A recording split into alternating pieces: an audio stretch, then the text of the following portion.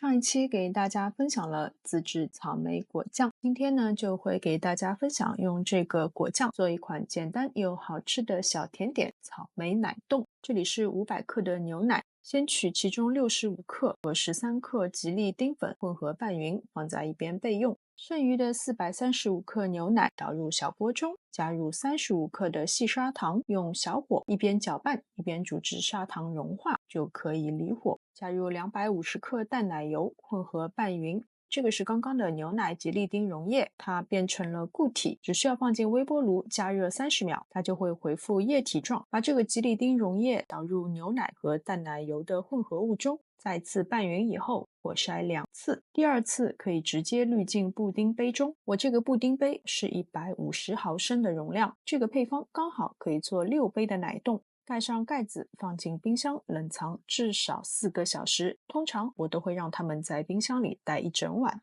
这个是已经做好了的奶冻，淋上自制的低糖草莓果酱，不仅颜值更高，口感也会更加的丰富。再放上新鲜草莓做点缀，看起来更精致了呢。我真的超爱这个配比，超级的细腻，极致的顺滑，入口即化，真的非常好吃。酸甜的草莓果酱又和奶香浓郁的布丁达到了完美的平衡，真的超级治愈。好了，今天的视频就到这边，非常感谢大家的观看，我们下次再见。